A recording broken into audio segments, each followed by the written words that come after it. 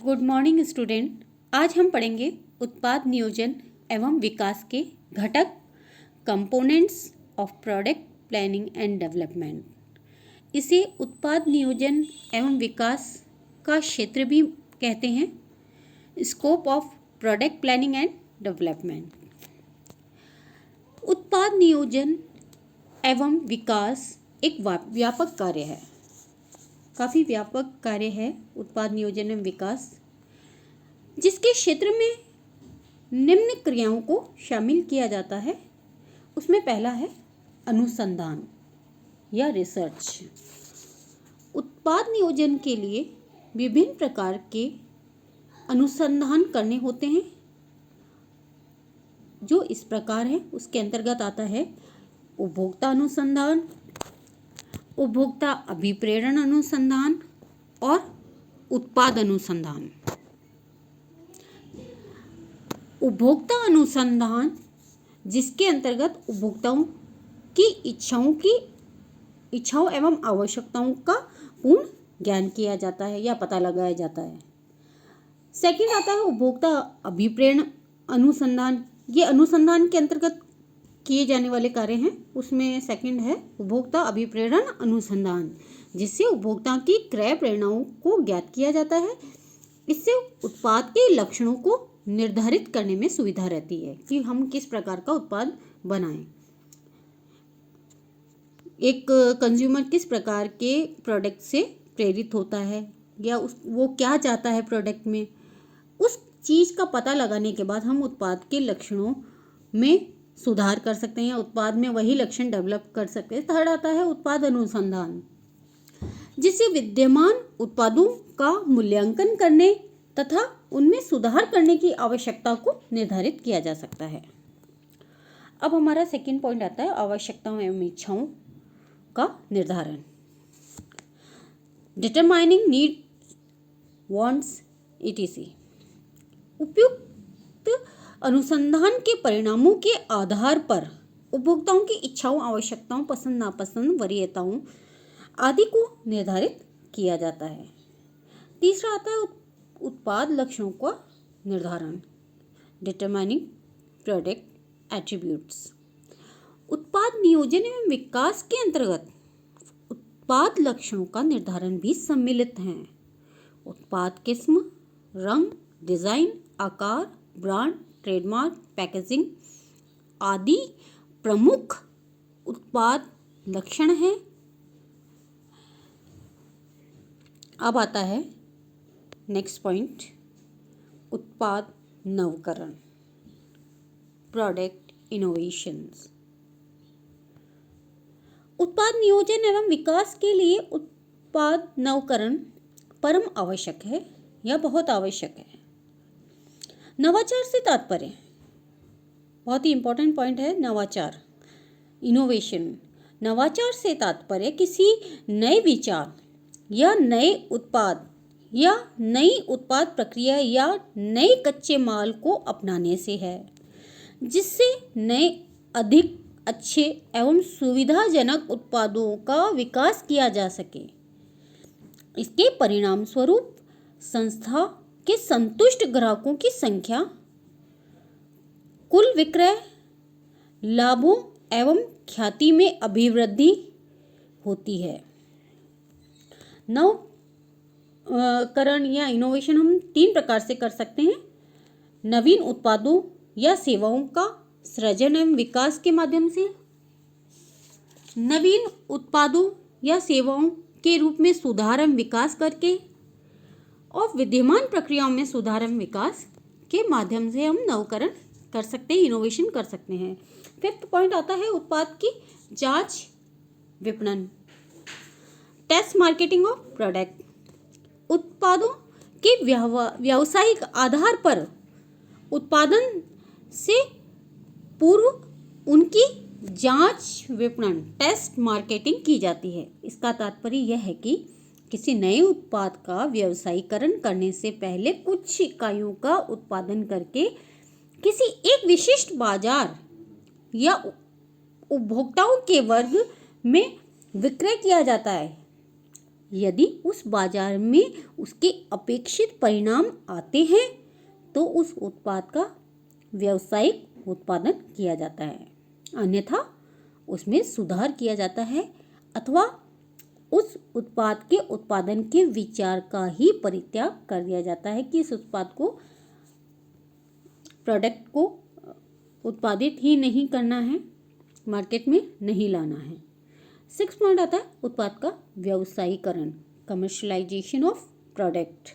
उत्पाद का व्यवसायीकरण करना भी उत्पाद नियोजन का ही अंग है। इससे पहले विपणन जांच, टेस्ट मार्केटिंग की जाती है। 7 पॉइंट आता है उत्पाद एवं उत्पाद श्रृंखला का निर्धारण, determining product and product line. उत्पाद नियोजन में संस्था द्वारा निर्मित या वितरित किए जाने वाले उत्पाद या उत्पाद श्रृंखला का निर्धारण भी सम्मिलित है। उत्पाद एक विशिष्ट उत्पाद होता है, इसे उत्पाद मद, प्रोडक्ट आइटम भी कहते हैं। उदाहरण के लिए मारुति 800 स्टैंडर्ड मारुति उद्योग का एक उत्पाद या उत्पाद मद है। उत्पाद श्रृंखला उत्पाद मदों का एक समूह है जो एक दूसरे के समान एवं संबंधित होते हैं तथा उनके लक्षण भी लगभग समान ही होते हैं। उदाहरण के लिए मारुति उद्योग मारुति कार के 4 मॉडल निकालती है, यह उत्पाद श्रृंखला है। अब नेक्स्ट पॉइंट आता है उत्पाद परित्याग या विलोपन, प्रोडक्ट ड्रॉपिंग और रिमूविंग। उत्पाद नियोजन में उत्पाद परित्याग की क्रिया भी सम्मिलित है। इसमें विद्यमान उत्पाद का मूल्यांकन किया जाता है। यदि मूल्यांकन से यह ज्ञात हो जाता है कि उत्पाद अब सीमांत उत्पाद, मार्जिनल प्रोडक्ट या अलाभकारी, अनप्रॉफिटेबल हो गया है तो उसको संस्था की उत्पाद श्रृंखला से हटा दिया जाता है। इस प्रक्रिया को उत्पाद श्रृंखला संकुचन भी कहते हैं। प्रोडक्ट लाइन कंट्रैक्शन कहा जाता है। अब 9 पॉइंट आता है हमारा उत्पाद संशोधन एवं परिवर्तन, प्रोडक्ट मॉडिफिकेशन एंड ऑल्ट्रेशन। उत्पाद नियोजन के अंतर्गत उत्पाद संशोधन एवं परिवर्तन कार्य भी सम्मिलित किया जाता है। ऐसा परिवर्तन या संशोधन उत्पाद की किस्म, रंग, रूप, आकार, पैकेजिंग, डिजाइन आदि में किया जाता है। आजकल ऐसे कई उदाहरण मिलते हैं जबकि संस्थाएं उत्पादों में संशोधन एवं परिवर्तन करती है। एम्बेसडर कार में कई बार परिवर्तन किया जाता है। टूथपेस्ट, धुलाई के पाउडर, नहाने के साबुन आदि में सदैव कुछ ना कुछ नया किया जाता है। हाल ही में पेय साबुन के 50 वर्ष पुराने रंग को भी बदल दिया गया है। टूथपेस्ट भी अब हरे, नीले अनेक रंगों में प्रस्तुत किए जाते हैं। यह है उत्पाद संशोधन एवं परिवर्तन। 10 पॉइंट आता है हमारा उत्पाद सरलीकरण, प्रोडक्ट सिंप्लीफिकेशन। जब कोई संस्था अनेक उत्पादों के स्थान पर केवल एक उत्पाद का निर्माण करने का निर्णय करती है तो इसे उत्पाद सरलीकरण कहते हैं। इसमें अनेक उत्पाद श्रृंखलाओं के स्थान पर संस्था केवल एक ही उत्पाद श्रृंखला रखती है। उत्पाद श्रृंखला की नीति अत्यंत सोच विचार के बाद बनाई जानी चाहिए। अब आता है हमारा उत्पाद 11 पॉइंट उत्पाद विविधीकरण, प्रोडक्ट डाइवर्सिफिकेशन। जब कोई संस्था अपने विद्यमान उत्पाद श्रृंखला से भिन्न किसी उत्पाद का उत्पादन करती है तो इसे उत्पाद विविधीकरण कहते हैं, प्रोडक्ट डाइवर्सिफिकेशन। उदाहरण के लिए कपड़ा बनाने वाली संस्था द्वारा सीमेंट बनाना, स्त्री श्रृंगार प्रसाधन निर्माता संस्था द्वारा पुरुषों के लिए रेजर, ब्लेड, शेविंग क्रीम बनाना आदि उत्पाद विविधीकरण है। अब नेक्स्ट 12 पॉइंट आता है हमारा उत्पाद विभेदीकरण, प्रोडक्ट डिफरेंशिएशन।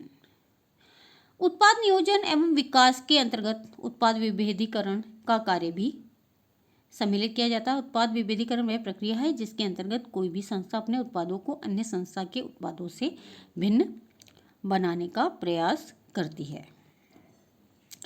अब नेक्स्ट है 13 पॉइंट, बाजार विभक्तीकरण, मार्केट सेगमेंटेशन। उत्पाद नियोजन एवं विकास के लिए बाजार विभक्तीकरण बहुत ही लाभदायी कार्य है। इसके द्वारा बाजार विशेष के लिए उपयोगी उत्पादों का नियोजन एवं विकास करना आसान हो जाता है। बाजार विभक्तीकरण वह प्रक्रिया है जिसके अंतर्गत किसी विशिष्ट उत्पाद के संपूर्ण विषम बाजार को कई उप बाजारों या भागों में बांटा जाता है, जिससे कि बांटा गया प्रत्येक उप बाजार या भाग सभी महत्वपूर्ण पहलुओं में एक समान हो जाता है। यह सर्वविदित है कि प्रत्येक बाजार में अनेक उपभोक्ता या ग्राहक होते हैं। वे सभी एक समान नहीं होते हैं। वे आयु, लिंग, वैवाहिक स्थिति, शिक्षा, व्यवसाय, आय, धर्म, वर्ण, जाति आदि के आधार पर भिन्न होते हैं। उनकी इच्छाएं, आवश्यकताएं, पसंद, वरीयता आदि भी भिन्न भिन्न होती है। ऐसे सभी उपभोक्ताओं या ग्राहकों को एक साथ नहीं समझा जा सकता है। इस शब्द को ठीक से समझने के लिए तथा उनकी आवश्यकताओं एवं इच्छाओं आदि के अनुसार उपयोगी उत्पादों का नियोजन एवं विकास करने के लिए उनका विभिन्न आधारों पर समूहीकरण करना पड़ता है। इस प्रकार की समूहीकरण को ही बाजार विभक्तीकरण कहा जाता है। और हम बाजार विभक्तीकरण के बारे में पहले भी पढ़ चुके हैं। बाजार विभक्तीकरण सामान्यतः निम्न आधारों पर किया जाता है: भौगोलिक आधार पर, जनसंख्या के आधार पर, सामाजिक एवं मनोवैज्ञानिक आधार पर, उत्पादों के आधार पर, लाभ या हितों के आधार पर, मात्रा के आधार पर, विपणन घटकों के आधार पर और जीवन शैली के आधार पर। आज के लिए बस इतना ही। अगले वीडियो में हम आपसे पुनः नए टॉपिक के साथ मिलेंगे। तब तक के लिए स्वस्थ रहें, सुरक्षित रहें, मास्क लगाएं और सोशल डिस्टेंसिंग का पालन करें। धन्यवाद।